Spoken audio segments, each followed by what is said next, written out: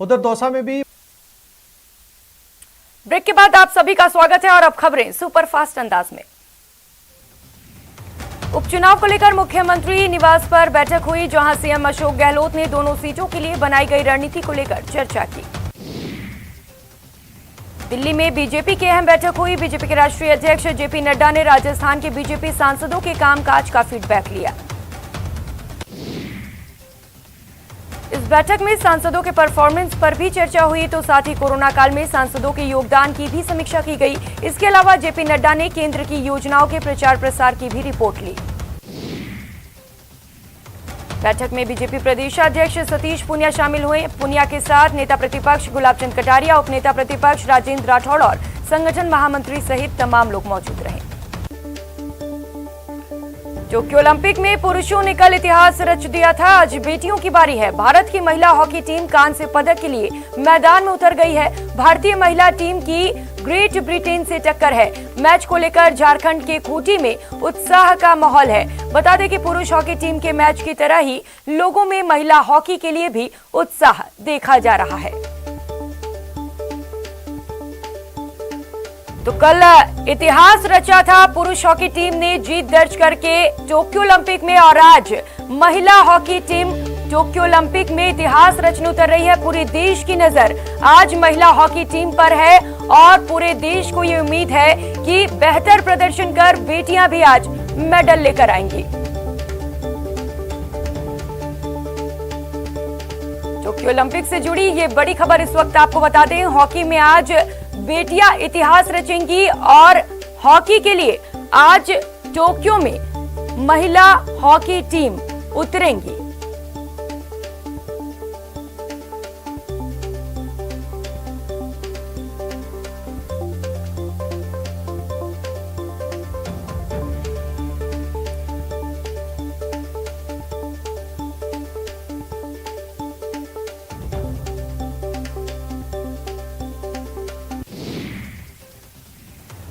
Pegasus जासूसी कांड, कृषि कानून और महंगाई पर चर्चा को लेकर सरकार और विपक्ष के बीच बने गतिरोध के चलते मानसून सत्र लगातार हंगामे की भेंट चढ़ रहा है। लोकसभा में हंगामे के चलते लोकसभा स्पीकर ओम बिरला काफी नाराज हुए। उन्होंने कहा कि देश की जनता मुझसे सवाल करती है, पूछती है कि संसद क्यों नहीं चल रहा।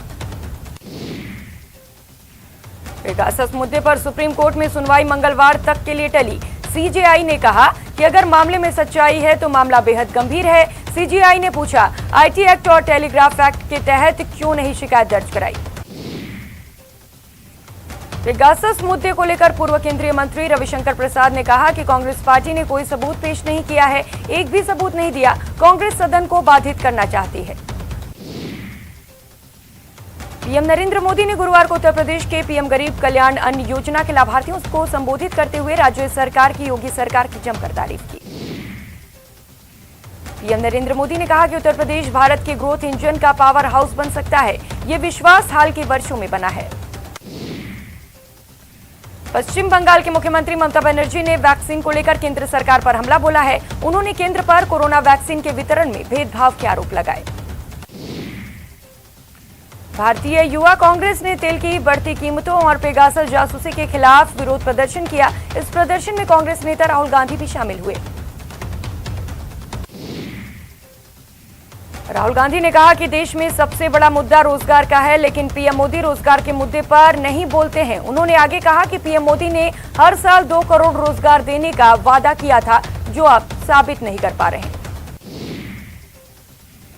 कर्मचारी अधिकारी संगठनों की मांगों पर सुनवाई के लिए समिति गठित हो गई है। रिटायर आईएएस खेमराज चौधरी की अध्यक्षता में समिति का गठन हुआ। सीएम गहलोत ने उच्च स्तरीय समिति के गठन को मंजूरी दे दी है। ये समिति वेतन विसंगति, वेतन सुधार, प्रमोशन सहित कर्मचारी संगठनों के अन्य मांगों का विश्लेषण और परीक्षण करेगी। राज्य निर्वाचन आयोग ने करीब 1.5 साल से लंबित चल रहे 12 जिलों के जिला परिषद और पंचायती समितियों से 6 जिला में चुनाव करने का ऐलान किया है, जिसके तहत भरतपुर, दौसा, जयपुर, जोधपुर, सवाईमाधोपुर और सिरोही में चुनाव के कार्यक्रम तय कर दिए गए हैं। इसके साथ ही इन जिलों में आदर्श आचार संहिता भी लागू हो गई। प्रदेश में उपचुनाव की तैयारी में कांग्रेस जुट गई है। पीसीसी चीफ गोविंद सिंह डोटासरा के नेतृत्व में वल्लभनगर, धरियावद में जीत को लेकर पार्टी का मंथन हुआ। पीसीसी चीफ गोविंद सिंह डोटासरा ने कहा कि बैठक में उपचुनाव की तैयारियों को लेकर मंथन हुआ, कार्यकर्ताओं को टास्क दिया गया। उपचुनाव को लेकर नेता प्रतिपक्ष का बयान सामने आया है। गुलाबचंद कटारिया ने कहा कि मेवाड़ वागड़ की दोनों सीटों पर मुकाबला जोरदार होगा, उम्मीदवारों के ऐलान पर ही हार जीत निर्भर करेगी। वहीं मंत्री प्रताप खचरियावास ने राम मंदिर के चंदे और भगवान राम पर कटारिया की टिप्पणी को लेकर बीजेपी पर हमला बोला और कहा कि मंदिर के नाम पर वोट मांगने वाले चंदे के नाम पर हेराफेरी कर रहे हैं। सीएम गहलोत की जन कल्याणकारी योजनाओं की सामाजिक न्याय और अधिकारिता विभाग जमीनी धरातल पर उतारने में सफल रहा है। मुख्यमंत्री कोरोना सहायता योजना हो या फिर पालनहार योजना, 33 जिलों में 21 जिलों की परफॉर्मेंस आउटस्टैंडिंग रही और उन्हें A+ ग्रेड मिला। सामाजिक न्याय अधिकारिता विभाग की योजनाओं के क्रियान्वयन में नागौर पहले स्थान पर रहा, जबकि चूरू का प्रदर्शन औसत है। प्रमुख शासन सचिव ने औसत वाले जिलों को परफॉर्मेंस सुधारने के निर्देश दिए। सफाई कर्मचारियों को लेकर जयपुर ग्रेटर नगर निगम के रवैये से राष्ट्रीय सफाई कर्मचारी आयोग संतुष्ट नहीं नजर आ रहा है। आयोग की सदस्य अंजना पवार ने ग्रेटर निगम की बैठक में सफाई कर्मचारियों को लंबित मामलों पर सवाल उठाए। ग्रेटर नगर निगम की बैठक अंजना पवार ने व्यवस्थाओं को जल्द दुरुस्त करने के निर्देश दिए। इतना ही नहीं, जरूरत पड़ने पर उन्होंने जल्द रिव्यू करने की भी बात कही। रोडवेज कर्मचारियों के लिए राहत की खबर है। रोडवेज कर्मचारियों का पिछले 2 महीनों का वेतन और पेंशन अगले सप्ताह तक मिल सकता है। जयपुर शहर के बढ़ते दायरे के साथ ही दोनों निगम की जिम्मेदारियां बढ़ती जा रही हैं, लेकिन निगम को दूसरे महकमे से करोड़ों का बकाया नहीं मिल रहा। बाड़मेर में मोतियाबिंद ऑपरेशन का कैंप लगाने को लेकर लापरवाही सामने आई। बीते 5 साल से जिला अस्पताल में आधुनिक उपकरण नहीं होने के कारण मोतियाबिंद के महज 409 ऑपरेशन किए गए। टोक्यो ओलंपिक में भारतीय पहलवान रवि दहिया ने 57 किलो फ्री स्टाइल वर्ग में सिल्वर मेडल अपने नाम किया। फाइनल मुकाबले में रूस के पहलवान जावुर यूवगेव को मात दी। रवि दहिया को प्रधानमंत्री नरेंद्र मोदी ने बधाई दी। पीएम मोदी ने कहा, रवि कुमार दहिया एक शानदार पहलवान हैं। उनकी लड़ाई की भावना और तप उत्कृष्ट है।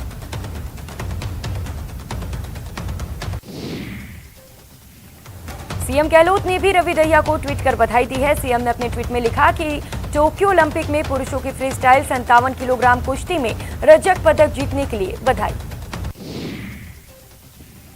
टोक्यो ओलंपिक में भारतीय पहलवान दीपक पूनिया का सपना टूट गया। दीपक पूनिया को पुरुष फ्री स्टाइल 86 किलोग्राम भार वर्ग के कांस्य पदक मुकाबले में सैन मरीनो के सामने हार का सामना करना पड़ा। कोरोना फ्री स्टेट की ओर मरुधरा लगातार चौथे दिन नहीं हुई किसी की मौत। 24 घंटे में महज 40 नए मामले, एक्टिव केस के आंकड़े 200 के करीब। राजसमंद जिले के कुवारिया ग्राम पंचायत ने वैक्सीनेशन में रिकॉर्ड बनाया है। पंचायत के 100% ग्रामीण टीका लगवा चुके हैं। चूरू में पुलिस ने अवैध शराब के खिलाफ कार्रवाई करते हुए हाईवे से 844 कार्टन अवैध देसी शराब से भरे जब्त किए। साथ ही 2 आरोपियों को भी गिरफ्तार किया। झालावाड़ जिले के बडिया गांव में एक युवक ने पारिवारिक तनाव के चलते फांसी लगाकर आत्महत्या कर ली, जिससे इलाके में हड़कंप मच गया। करौली में सुरौठ थाना क्षेत्र के अंतर्गत उदासी का बाग जमीनी विवाद को लेकर भिड़ गया। करीब 15 लोग घायल हो गए। कोटपुतली के सरुण थाना इलाके में दिन दहाड़े फायरिंग की घटना हुई। घटना में एक शख्स के पैर में गोली लग गई, जिसे उसे इलाज के लिए भर्ती किया गया। झालावाड़ जिले में पुलिस ने हरियाणा से तस्करी कर मध्य प्रदेश के इंदौर लाई जा रही अवैध शराब पर पुलिस ने कार्रवाई की। पुलिस ने शराब से भरा ट्रक पकड़ लिया और 2 आरोपियों को गिरफ्तार किया। अलवर जिले के भिवाड़ी थाना पुलिस ने बंधक बनाकर मारपीट कर वीडियो वायरल करने के आरोप में तीसरे आरोपी को भी गिरफ्तार कर लिया। पुलिस ने एक महिला सहित अब तक 3 लोगों को गिरफ्तार किया। बूंदी के पीस नहर में 2 युवकों के तैरते हुए शव मिलने से इलाके में सनसनी फैल गई। शव को बाहर निकालने के बाद पुलिस ने जांच शुरू कर दी। बाड़मेर में एक विवाहिता ने अपने घर में बने पानी के टांके में कूदकर आत्महत्या कर ली। पुलिस ने परिजनों को रिपोर्ट के आधार पर मामले पर तफ्तीश की बात कही। चूरू में 16 नाबालिग लड़की को उसी के चाचा ने किडनैप कर 5 लाख में सौदा किया और फिर चीन के लोगों के साथ मिलकर नाबालिग से गैंगरेप की। कोटा में चोरों ने एक सोने मकान पर धावा बोला और मकान का ताला तोड़कर घर में रखे 20,000 कैश और करीब 70,000 से ज्यादा के जेवर लेकर फरार हो गए। जोधपुर में सीबी ने एक महिला पटवारी को 1 लाख की रिश्वत लेते गिरफ्तार किया। माइनिंग में नाम बदलने की एवज में पटवारी ने 2 लाख की रिश्वत मांगी थी। सीकर में भी एसीबी ने बड़ी कार्रवाई की और एक साथ 3 लोगों को गिरफ्तार किया। एसीबी ने रुल्यानी पंचायत के सरपंच, वीडियो और वरिष्ठ सहायक को गिरफ्तार किया। दौसा पुलिस ने तेल टैंकरों के लूट गिरोह में शिकंजा कसा और एक आरोपी को गिरफ्तार किया। 8 लोगों को पुलिस पहले ही गिरफ्तार कर चुकी है। धौलपुर की कंचनपुर पुलिस ने अवैध हथियार सहित एक आरोपी को गिरफ्तार किया जो कि किसी संगीन वारदात को अंजाम देने की फिराक में थे। पोखरण के दुधिया गांव में एक खेत में पानी के टांके में कूदकर एक युवक और नाबालिग किशोरी ने आत्महत्या कर ली, जिससे इलाके में हड़कंप मच गया। बूंदी जिले में पुलिस ने एक युवक पर फायरिंग कर घायल करने के मामले में फरार चल रहे 3 आरोपियों को गिरफ्तार किया। बीकानेर के सीमावर्ती क्षेत्र में नशे के खिलाफ जोधपुर नारकोटिक्स ब्यूरो की टीम ने कार्रवाई करते हुए एक कार से 48 किलो 500 ग्राम डोडा पोस्ट बरामद किए और 2 पंजाब के तस्करों को गिरफ्तार किया। बाड़मेर जिले के गुड़ामलानी थाना क्षेत्र के रामजी का गोल में जमीनी विवाद को लेकर एक पक्ष ने दूसरे पक्ष के मेडिकल और हॉस्पिटल में पेट्रोल से आग लगाकर जमकर तोड़फोड़ की। डूंगरपुर के चुंडावाड़ा गांव में युवक की हत्या के बाद पीड़ित परिजनों ने मुआवजे के लिए हंगामा किया। 4 लाख रुपए का मुआवजा तय होने के बाद राजी हुए। बारा शहर में बारिश के दौरान फैली अव्यवस्थाओं को लेकर भाजपा पार्षदों ने प्रदर्शन किया। नगर परिषद प्रशासन के खिलाफ जमकर नारेबाजी की। प्रदेश में बढ़ते साइबर अपराधों को लेकर बांसवाड़ा में बीजेपी के कई पदाधिकारी कलेक्ट्रेट पहुंचे और प्रशासनिक अधिकारियों को ज्ञापन सौंपा। इस बुलेटिन में इतना ही। आप बने रहिए हमारे साथ। नमस्कार।